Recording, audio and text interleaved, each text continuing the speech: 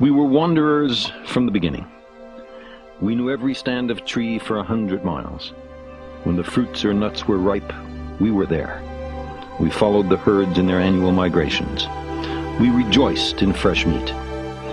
Through stealth, feint, ambush, and main force assault, a few of us cooperating accomplished what many of us, each hunting alone, could not. We depended on one another.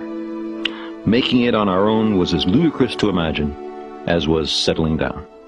For 99.9% of the time since our species came to be, we were hunters and foragers, wanderers on the savannas and the steppes. The frontier was everywhere.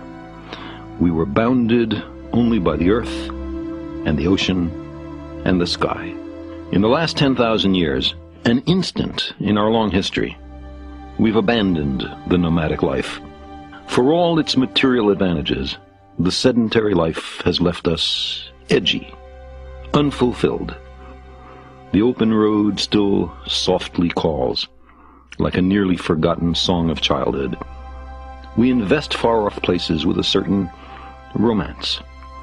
The appeal, I suspect, has been meticulously crafted by natural selection as an essential element in our survival.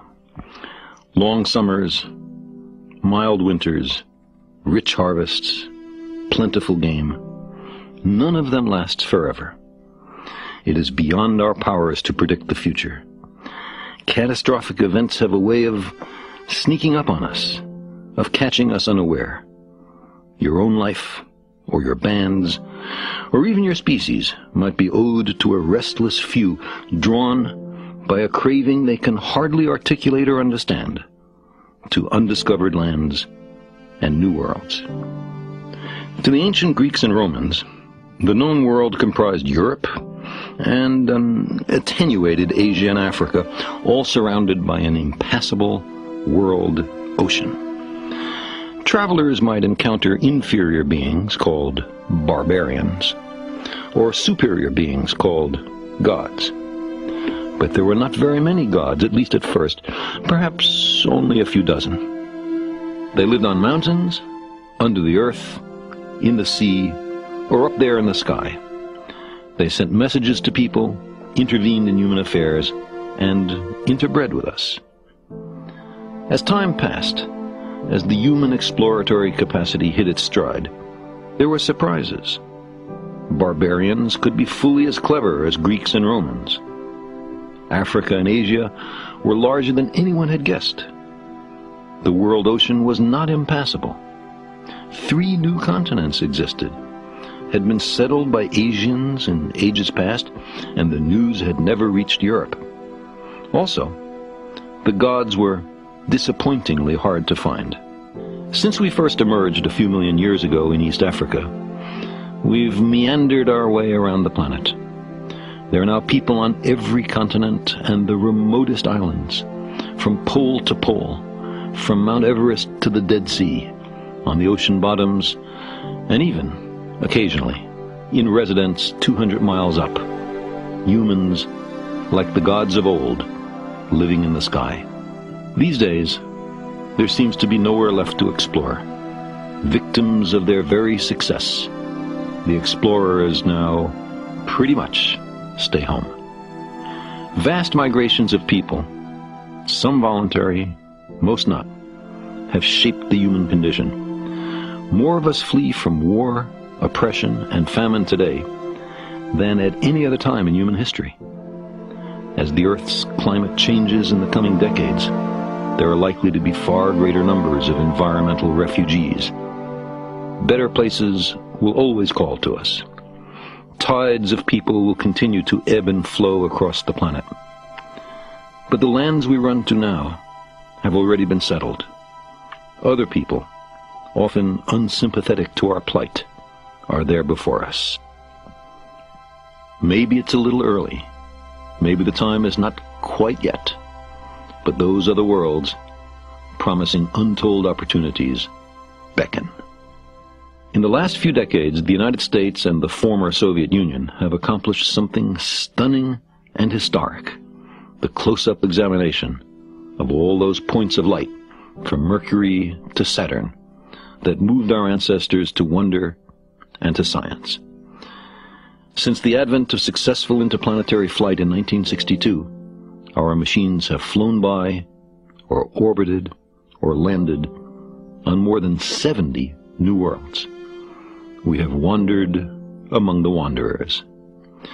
We have found vast volcanic eminences that dwarf the highest mountain on Earth, ancient river valleys on 2 planets, enigmatically one too cold and the other too hot for running water, a giant planet with an interior of liquid metallic hydrogen into which 1,000 Earths would fit, whole moons that have melted, a cloud-covered place with an atmosphere of corrosive acids, where even the high plateaus are above the melting point of lead, ancient surfaces on which a faithful record of the violent formation of the solar system is engraved, refugee ice worlds from the trans-Plutonian depths, exquisitely patterned ring systems marking the subtle harmonies of gravity, and a world surrounded by clouds of complex organic molecules like those that in the earliest history of our planet led to the origin of life.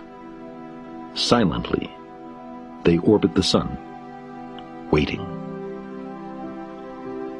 We have uncovered wonders undreamt by our ancestors who first speculated on the nature of those wandering lights in the night sky.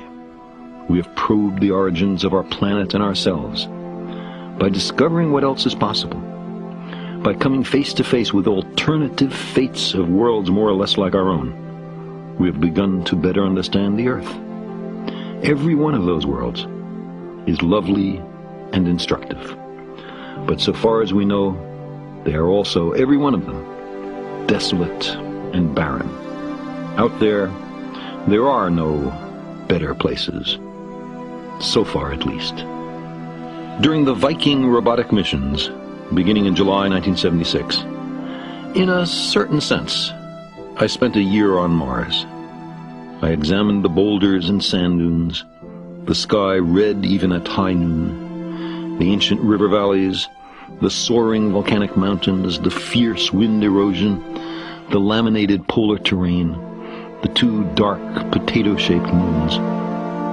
But there was no life, not a cricket or a blade of grass, or even, so far as we can tell for sure, a microbe. Life is a comparative rarity. You can survey dozens of worlds and find that in only one of them does life arise and evolve and persist. Neptune lies 1,000,000 times further from Earth than New York City is from the banks of the river Bug. But there are no distant relatives, no humans, and apparently no life waiting for us on those other worlds. No letters conveyed by recent emigres help us to understand the new land. Only digital data transmitted at the speed of light by unfeeling, precise robot emissaries.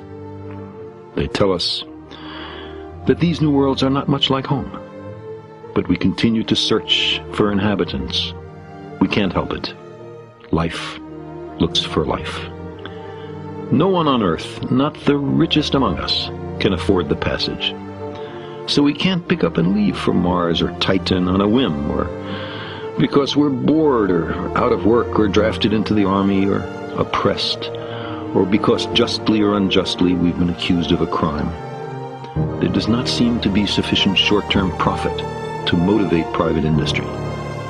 If we humans ever go to those worlds, then it will be because a nation or a consortium of them believes it to be to its advantage, or to the advantage of the human species.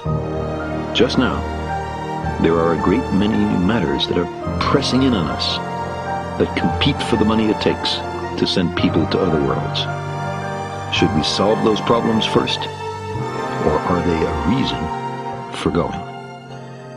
Even if the call of the open road is muted in our time, a central element of the human future lies far beyond the Earth.